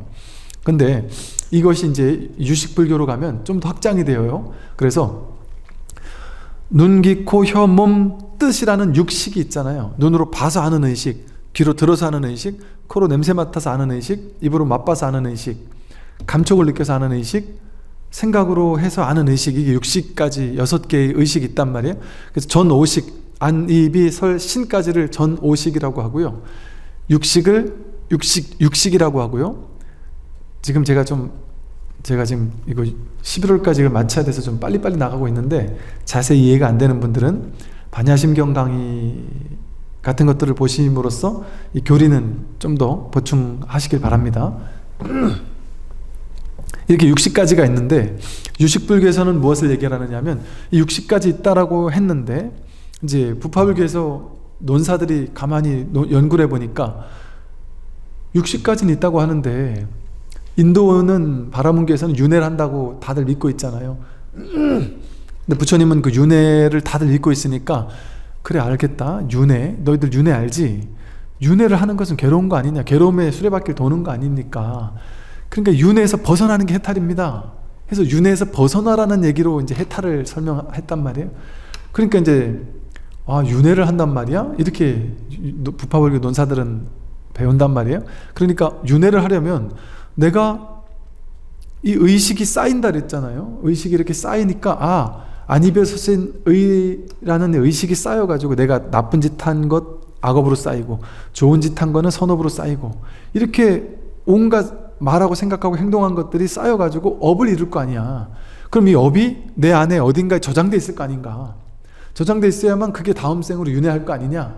이런 이제 상상을 했던 거예요. 그래서 업을 저장하는 창고, 업이 저장되어 있는 곳을 상정했어요. 업이 저장되어 있는 곳이라고도 할 수 있고 업이 저장되어 있는 어떤 그 의식, 그걸 팔식이라고 불렀어요. 팔식.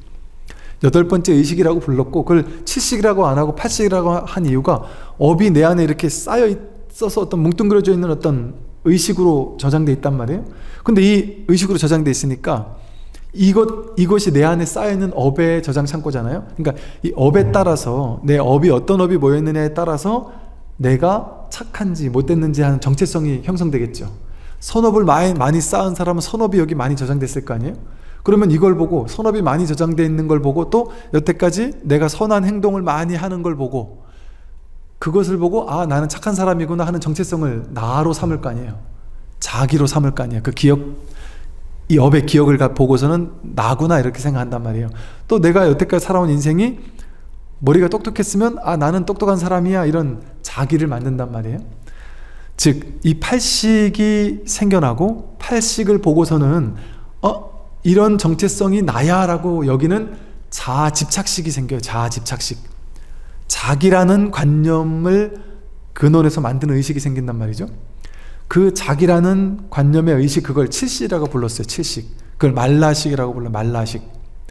그래서 안입이 설신 의식이 있고 근데 그 칠식은 약간 잠재되어 있다는 거예요. 나다 하는 의식. 그건 칠식으로 우리가 이제 뭐 잠재의식, 무의식 이러듯이 칠식과 팔식이 있다라고 이제 유식불교에서는 본 거죠.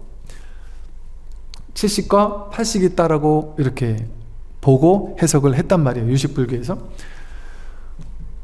그렇게 육식이 있고 칠식이 있고 팔식이 있다라고 이렇게 해석을 해놨는데 이게 이제 부파불교에서 그렇게 해석한 것에 대해서 이제 유식불교에서는 그래 좋다. 그렇게 육식이 있고 칠식이 있고 팔식이 있다라고 하자. 그럼 그것이 서로 다른 것이냐? 다르지 않다. 육식도 허망한 분별의식이고 칠식도 허망한 분별의식이고 팔식도 허망한 분별의식이다. 허망한 분별의식이다. 이건 실제가 아니다. 실체가 아니다. 업이 다 소멸돼 버리면 팔식이 사라지는 거잖아요. 나다라는 관념이 사라져버리면 칠식이 사라져버리는 거잖아요. 그러니까 이제 육식, 칠식, 팔식은 다 허망 분별식이란 말이에요. 그래서 유식불교에서는 전식, 득지라고 해서 이 8가지의 식을 지혜로 돌려야 된다고 그래요. 지혜로 돌려야 된다. 그래서 오식이라는 식은 성소작지라는 지혜로 돌려야 되고요. 육식은 묘관찰지로 돌려야 되고, 칠식은 평등성지로 돌려야 되고, 팔식은 대원경지로 돌려서 승화된다는 거예요. 이게 이 식이라는 말은 허망한 자기 중생심이라는 말인데, 이것을 부처님의 지혜로 돌려야 된다는 거죠. 그 지혜를 이름에서 대원경지, 평등성지, 묘관찰지, 성소작지라고 부릅니다. 그래서 이 개성을 이렇게 말해요. 대원경지는 본성의 청정함이다. 평등성지는 마음의 병 없음이고, 묘관찰지는 보되 봄이 없이 보는 것이고, 성소작지는 둥근 거울과 같다. 제가 이거 보니까 유식불교에서 또 유식불교 논사들이 다양하게 이 네 가지 지혜, 사지에 대한 설명을 하거든요. 근데 유식불교 논사들이 아주 어렵게 설명해 놓은 그 장황한 이 사지의 해석보다 정말 더 뛰어나요. 아주 직관적이고 너무 정말 육조 스님 이래서 육조 하는구나 싶은 놀라운 해석이에요. 이건 정말. 대원경지, 팔식을 굴려서 대원경지로 바꿔야 된다. 이 말은 뭐냐면, 대원경지는 크고 원만한 거울과도 같은 지혜라는 소리예요. 본성이 본래 청정한 줄을 깨닫는 것, 그게 팔식이라는 게 내가 업이 저장된 어딘가가 실제 있느냔 말이에요.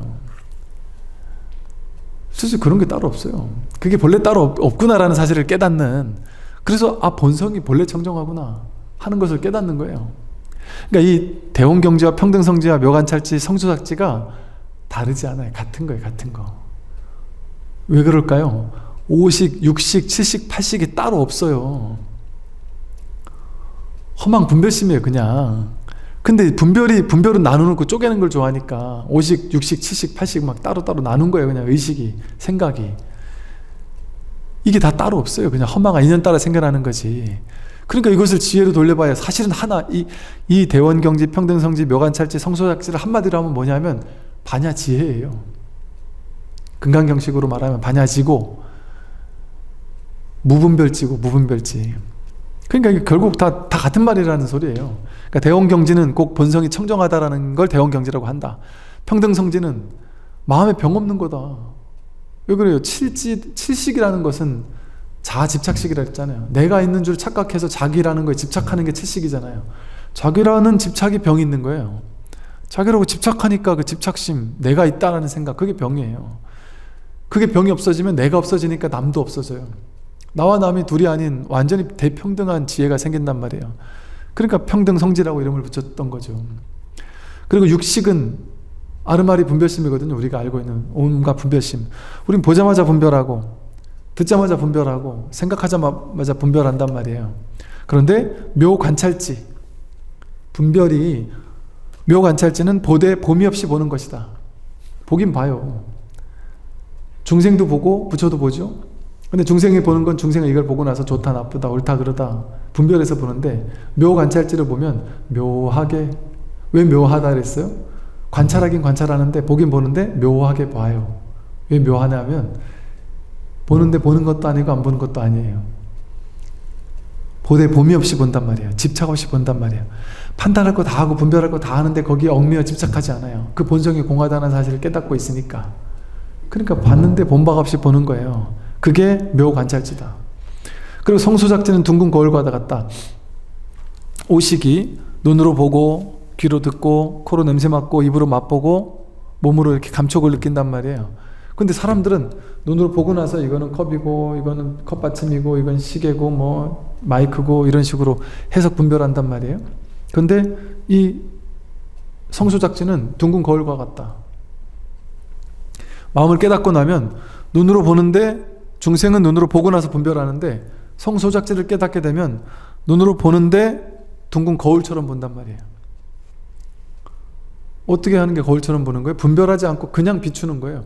거울은 예쁜 게 와도 웃지 않고요. 똥을 비춰도 찡그리지 않아요. 분별이 없이 그냥 비춰죠. 똥도 비추고 아름다운 사람 얼굴도 그대로 그냥 비춘단 말이에요. 분별 없이 비춘다. 이것과 마찬가지로 이 성소작지를 깨달으면 보되 그냥 거울처럼 보는 거예요. 분별 없이 보고, 듣되 그 소리에 휘둘리지 않고 분별 없이 듣고, 분별 없이 냄새 맡고, 분별 없이 맛보고, 분별 없이 생각하고 감촉을 느낀다. 그래서 이것을 성수작지는 둥근 거울과 같다고 했어요. 5식, 6식, 7식, 8식의 인연이 돌고 돌지만 우리 중생들에게는 6, 7, 8식이 얼마나 막 그냥 그걸 가지고 세상을 만들고 조작해서 사니까 그걸 돌고 돈다 그랬어요. 그러니까 5식, 6식, 7식, 8식을 가지고 윤회하는 거니까 쉽게 말해. 다만 이름과 말을 그렇게 쓸 뿐 거기에 참된 자성은 없다. 5식, 6식, 7식, 8식이라고 이름을 그래 붙였을 뿐이지 거기 참된 자성은 없어요. 우리가 중생들이 편의상 그냥 5식, 6식, 7식, 8식 구별해 놓은 거지 그런 게 실체적으로 존재하는 게 아니에요. 그냥 이 불이법 마음 하나뿐이에요. 만약 돌고 도는 곳에 정을 두지 않으면, 정이라는 건 약간 느낌, 감정적인 분별 이런 걸 뜻해요. 그래서 이 돌고 도는 여기에 내가 감정적인, 즉 너다 나다, 나와 친소관계니 뭐 내가 저걸 더 좋아하고 더 싫어하고 뭐 원하고 원하지 않고 이런 어떤 정을 두지 않는다면 번잡한 분별 망상 속에서도 대선정에 머문다. 이 본바탕이 본래 선정이라는 걸 알고 본래 자성이 없다라는 걸 알고 나면 번잡한 이 세상 속에 살면서도 대선정 속에 깃들어 있는 것과 다르지 않습니다. 이에 지통은 문득 본성의 지혜를 깨닫고서 개송을 지어 말했다. 삼신은 본래 나의 본체요, 사지는 본래 마음의 밝음이다. 삼신, 법신보신 화신이 본래 나의 본체예요. 나의 본체가 본래 부처예요. 사지는 본래 내 마음의 밝음이다. 사지는 부처님에게만 있는 마음이 아니라, 지혜가 아니라 본래 내 마음의 밝음을 사지라고 불렀을 뿐이다. 삼신과 사지가 하나 되어 막힘이 없으면 만물에 따라 응해주고 모양을 따라 맡긴다. 이 삼신과 사지가 하나가 되어서 막힘이 없으면, 원흉무해하면, 원흉하다, 무해하다, 걸림없이 원흉해서 툭 튀인다면 만물에 따라 응해주고 모양에 따라 맡긴다. 이 삶을 깨달은 사람은 만물에 따라 다 응해준단 말이에요. 여러분들 생각에는 여기 만약에 우리 앞에 부처님이 오신다면 부처님은 깨달은 분이니까 부처님은 나를 훤히 알겠지? 부처님 앞에 가서 상담을 여러분이 만약에 한다 그러면 벌벌벌 떨린단 말이에요. 부처님이 내 마음 훤하게 알겠지? 내가 잘못했다고 막 혼나면 어쩌지? 내가 못한다고 막 하면 어쩌지? 벌벌벌 떨면서 상담하러 갈 거 아니겠어요? 제가 20대 때 큰 스님 상담하러 갔을 때 그랬거든요. 내 마음 훤히 알 것 같고 이제 혼나면 어쩌나 싶기도 하고, 내가 못난 게 뻔하니까 못났다고 혼날 것 같고 막 이랬단 말이에요. 근데 그렇지 않더란 말이죠. 훤히 아는 것도 아니지만 뭐 혼내는 것도 아니고 그냥 자비심으로 들어주더란 말이에요. 그리고 공부 꾸준히 하라고 일러주더란 말이에요. 특별한 말 없더라고요. 그냥 꾸준히 공부 계속해라 이렇게 돈발해 주더라고요. 그냥. 근데 그러니까 큰 스님들은 어떻게 하겠어요? 맨날 이렇게 거룩하게 앉아서 거룩한 말만 하고 살겠어요? 큰 스님들이 제자들과 어디 이렇게 산책이라도 가면, 야 배고프다, 저 뭐 맛있는 것 좀 먹자, 야 오늘은 좀 뭐 떡볶이 같은 거 좀 한번 먹어보자, 야 목마른데 저 뭐 음료수 좀 뭐 하나 사와봐라. 스님 지금 탄산음료밖에 없는데 괜찮으시겠어요? 탄산이면 어떻고 커피면 어떻고 몸은 어떠냐, 그냥 인연 따라, 주어진 인연 따라 응해서 드시겠죠. 이 사람이 오면 이 사람에게 응해주고, 저 사람이 오면 저 사람에게 응해주고, 이 일이 생기면 이 일에 응해주고, 저 일이 생기면 저 일에 응해준단 말이에요. 막 거룩한 척하고 이러지 않는단 말이에요. 진짜 거룩한 사람은 거룩함이 없어요. 그냥 티 없이 어린 애 같을 수 있단 말이에요. 오히려 큰 스님들은 화 안 낼, 어떤 분이 그런 얘기 하더라니까요. 나는 도인을 알아볼 수 있다 이래요. 자기가 어떻게 알아볼 건데 그랬더니 화를 돋구면 한다. 큰 스님이라면 진짜 깨달은 사람은 화를 안 낼 거다 이런단 말이에요. 아니에요. 그 사람 안목이 부족해서 그런 거예요. 큰 스님은 화를 돋구면 같이 싸워요. 만물에 응한다니까요. 잘못된 거 보고 가만 놔두지 않아요. 잘못된 거 호통칠 줄 안단 말이에요. 잘하는 필요할 때는 잘하라고 말도 할 줄 안단 말이에요. 만물에 응해주는 거예요. 이 얘기 해봐야 못 알아듣겠다 싶은 사람에겐 또 그냥 넘기기도 하고, 외도들이 와가지고 막 욕을 하면 그냥 막 듣고 있는 거예요. 그냥 가다 어떻게 하겠어요? 그냥 싸워가지고 뭐 어떻게 할 일이 아니니까 그냥 듣고 있기도 하고. 그럼 남들이 보기엔 어때요? 야, 저 큰 스님이 저 사람한테 지네 이런단 말이에요. 져요. 외도들이 와가지고 싸운다라면 안 싸워요. 차라리 그럴 수도 있단 말이에요. 근데 이 사람은 내가 대화가 통하는 사람이구나, 마음을 열고 나한테 싸우자고 왔구나 하면 또 대응해서 그게 왜 아닌지 말해주기도 한단 말이에요. 그러니까 상대에 응해서 응하는 거지, 뭐 큰 스님이라는 상을 가지고 내가 도인이라는 상을 가지고 그러지 않는단 말이에요. 그러니까 사이비 외도들은 늘 도인 같아요. 그러니까 늘 도인 같은 사람은 진짜 도인이 아니라니까요. 그러니까 이 도인인 척하는 게, 외도들이 그러잖아요. 사이비들이 보면 쫙 자기를 도인인 척 이렇게 포장하잖아요. 포장할 필요를 안 느끼는 거예요. 이제 깨닫고 난다면 포장할 필요가 뭐가 있어요. 있는 그대로인데. 지금 여러분이 다 부처로 살고 있다니까요. 여러분이 깨달으면 어떻게 될까요? 지금 이렇게 살아요. 내면이 자유로운 채 지금 이렇게 사는 거예요. 자식과 씨름하면서 만물에 따라 응해주고 모양을 따라 맡겨요. 근데 과도한 집착이 없어요. 이렇게도 하고 저렇게도 하고 하는데 모양에 따라 맡겨요. 그냥 인연 따라 맡기고 살아요. 최선은 다하는데 결과는 집착 안 해요. 그냥 내맡기고 살아요. 집착 없이 그냥 턱 내맡기고 마음 편히 사는 거예요. 그러면서도 뭐든지 다 해요. 인연 따라 만물에 응해서, 인연에 응해서 할 거 다 해요. 겉으로 보기에는 취할 건 취하고 버릴 건 버린단 말이에요. 남들도 취할 건 취하고 버릴 건 버리잖아요. 중생도. 부처도 취할 건 취하고 버릴 건 버린단 말이에요. 만물에 응해서 인연 따라. 근데 취하도 취한 바가 없고 버리도 버린 바가 없이 버리고 취한단 말이에요. 그러니까 안목이 없는 사람은 볼 수가 없어요. 부처를 옆에 두고도 부처를 못 본단 말이에요. 수행을 한다는 것은 모두가 허망한 행동이요, 머물거나 지킬 것이 있으면 참됨이 아니다. 그러니까 이렇게 얘기를 하잖아요.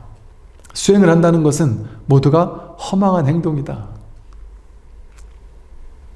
수행을 한다는 건 허망한 행동이에요.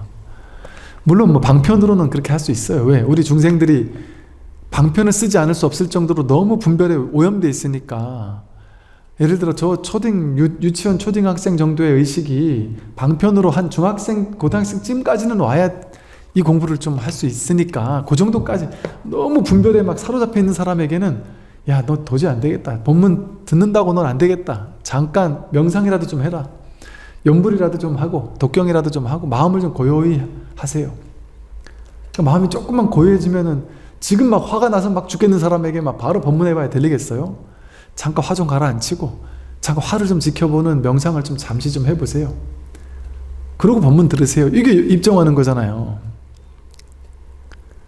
막 번잡하게 막 시끄럽게 살다가 절에 왔다 보니까 법문 들을 자세가 아직 들려있단 말이에요. 그러니까 잠시 죽비치고 잠시 마음을 고요히 하고, 그게 수행이죠. 뭐 고요히 하고 그러고 나서 이제 법문 듣자 이러는 거잖아요. 그러니까 그런 방편이 필요한 사람에게는 필요하겠지만, 본질적으로는 이 말이 맞아요. 육조 스님의 말이. 수행을 한다는 것은 모두가 허망한 행동이에요. 수행이 필요 없어요. 수행으로 깨닫는 게 아니에요. 언하대화 하는 거예요. 법문 듣다가 문득 깨닫는 거예요. 그래서 이 공부는요, 먼저 깨달은 사람이 아니고서는 이 공부를 가지고 여러분을 깨닫게 하기가 하늘의 별 따기와 같아요. 제 말이 아니라 부처님 경전의 말씀이에요. 무수히 나오는 얘기예요. 선어록에 계속 나오는 말이에요. 이 어떻게 깨닫는 건지 아느냐? 억지 노력하면 깨닫는다? 아니다. 법문 많이 들으면 무조건 깨닫는다? 아니다. 어떤 법문을 들어야 되느냐? 본인이 자성을 확인해서 자기가 확인한 자성을 가리켜 보이는 그 법문을 들어야만 깨달을 수 있다는 거예요. 그러니까 선지식을 찾는 게 이 세상에서 가장 중요한 일이다 그러잖아요. 마음 공부하는 건 간단한 일이에요. 선지식 찾으면 끝나는 거예요. 사실은 그것까지가 힘든 거예요. 제가 공부의 과정이 그랬어요. 제가 20대 때 선지식을 만났었다니까요. 뒤늦게 지금 보니까. 근데 그때 제 안목이 부족해서 선지식인지 몰랐어요. 그보다 훨씬 못하던 사람이 더 선지식이라고 생각했다니까요. 그때는. 심지어 선사스님들 욕을 했다니까요. 저렇게 막 똥막대기 하면서 저렇게 해가지고 어떻게 사회를 구제할 거야 하면서 욕했다니까요. 제가. 제 안목이 부족하니까 스승을 볼 안목을 갖추지 못했던 거예요. 그러니까 스승이 없나 보다 하고 여기저기 찾아 헤맸단 말이에요. 그러니까 제 인생을 돌아보건대 스승을 볼 줄 아는 안목을 갖추는 과정이 구도의 길이었더라고요. 그래서 스승을 비로소 바른 스승을 만났다면 이제는 공부할 게 없어요. 그냥 그 공부처에 머무르면 돼요. 그냥 훈습하면 돼. 훈습. 본문 들으면서 저절로 거기 동화되면 돼요. 그냥 하나가 되어서 들으면 돼요. 그냥 그 마음과 하나가 되어서 마음을 완전히 열고 내가 취사간택하는 마음으로 저 본문은 맞는데 저 본문은 틀렸어. 저건 맞고 저건 틀려. 이런 식으로 분별하면서 들으면 10년을 공부해도 자기 안에 있는 분별만 강화시킬 뿐이에요. 그런 거 내려놓고 그냥 그래서 스승 밑에는 완전히 나를 낮춰야 된다 그러잖아요. 내면으로 낮추라는 거예요. 스승한테 뭐 스승과 제자가 동등하지 뭘 낮출 게 있겠어요. 근데 내면에서 완전히 하심하는 마음으로 들어야만, 그런 자세로 들어야만 완전히 스승의 마음과 내가 동화가 될 수 있으니까, 공명이 될 수 있으니까. 하나가 돼서 그냥 들으면 어느 순간 그 마음이 내 마음이 이심전심이 돼버려요. 스승의 그 마음, 설법하는 그 마음이 내가 듣는 이 마음과 하나가 딱 돼버린다니까요. 그게 개합의 순간이에요. 그 마음이 이 마음과 개합하는 거예요. 그걸 이심전심 이라래요. 이심전심이 오면 스승의 미소를 이제 알 수 있어요. 부처님이 연꽃 하나를 들고 씩 웃었던 그 염화 미소가 뭔 뜻인지를 가섭존재가 깨달았듯이 그 염화 미소의 의미를 깨달을 수 있어요. 그게 이심전심의 도노 깨달음이에요. 그래서 이 공부는 어렵지 않은 거예요. 스승을 찾아서 거기 안에 그냥 본문만 들으면 돼요. 내가 공부하는 거 아니에요. 내가 깨닫는 거 아니에요. 이거 되게 중요한 일이에요.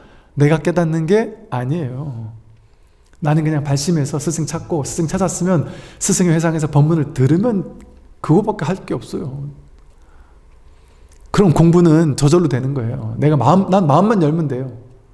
내가 하는 게 아니고 나는 준비 자세만 취하면 돼요. 쉽게 말해. 어떤 준비 자세? 마음을 열고 완전히 받아들일 수 있겠다 하는 그 마음을 여는 자세. 근데 그동안은 취사간택해서 좋은 건 열고 싫은 건 닫았단 말이에요. 이 취사간택 하지 않고 완전히 여는 이 열린 마음, 이 마음 자세, 그리고 발심하는 자세, 깨닫겠다 하는 이 발심의 자세, 그 마음 자세만 돼 있으면 공부는 바른 스승만 만나면 무조건 되는 거예요. 무조건 되는 거. 전혀 어렵지 않은 거예요. 근데 그럼 그동안 왜 안 됐어요? 그게 말이 돼요, 스님? 그렇게 쉬우면은 개나 소나 다 깨닫게요? 맞다니까요. 개나 소나 다 깨닫는 게 이 공부예요, 진짜로. 실제 부처님 당시에 개나 소나 다 개나 소나라고 해서 묘한 난데 아무나 다 깨달았어요. 범죄자도 깨달았잖아요. 부처님 당시도. 선의 황금기 때 다 깨달았잖아요. 동네 사람들 다 깨달았어요. 큰 스님 계시는 동네는 그 동네 사람들이 다 깨달았어요. 출제가 할 것 없이. 이렇게 쉬운 거라니까요. 그런데 선의 황금기 때와 부처님 당시가 아니던 나머지 시대에는 스승이 없으니까 깨닫지 못했던 거예요. 스승이 없으니까. 아주 단순해요. 스승이 없으면 절대 못 깨달아요. 죽도록 수행해도 못 깨달아요. 역사 속에 그랬잖아요. 깨닫는 스승이 없을 때는 어때요? 죽도록 수행해보세요. 깨닫나? 오히려 수행이 자기를 망고요. 자기를 망치잖아요. 수행해가지고 오히려 병나는 사람들도 많잖아요. 그러니까 오히려 그런 얘기 하죠. 스승 옆에 있지 않을 땐 수행하면 안 된다 이런 얘기도 하잖아요. 왜? 자꾸 상기병 나고 정신병도 난다니까요. 여러분 불교 쪽에서는 모르겠지만 이상한 명상단체 같은 데서 수행하다가 정신병 나고 상기병 나가지고 저한테 찾아서 고쳐달라는 사람들 무수히 많았어요. 저는 그 사람들 때문에 그 수행이 뭔가 궁금해가지고 찾아봐가지고 제가 우리나라에서 한때 막 붐이었던 수행법 다 알아요. 어지간히 다 들어봤거든요. 제 20대 때는 제가 뭔가 싶어가지고 도대체 가보기까지 했어요. 몇 군데는. 저 우리나라 뭐 어지간한 스승이다 할 만한, 제가 야 이분이 스승이구나 싶을 만한 분들은 다 찾아가 봤어요. 나름 한참 공부할 때. 그래서 여기서 나오는 게 이 말이에요. 수행한다는 것은 모두가 허망한 행동이다. 머물거나 지킬 것이 있으면 참됨이 아니다. 머무를 수 있는 공부가 아니에요. 이거는 뭔가 지킬 게 있으면 안 돼요. 이게 공부고 저게 뭐 버릴 거고 이런 생각을, 취사간택을 가지면 안 된다는 거예요. 그래서 스승으로 인해 묘한 뜻이 밝아지니 마침내 더럽다는 이름조차 없구나. 이 묘한 뜻은 스승으로 인해 밝아지는 거예요. 그 제일 쉬운 방법이에요. 인류 역사 속에 스승 없이 혼자 깨달은 사람 도대체 몇 명이나 됩니까? 거의 드물어요. 거의. 스승으로 인해 묘한 뜻이 밝아지니 마침내 더럽다는 이름조차 없구나. 뭐 때가 묻었다, 오염됐다 이런 이름조차 없어요. 때를 닦을 필요조차 없게 되는 것이죠. 네, 오늘 여기까지 말씀드리도록 하겠습니다. 네, 수고하십시오.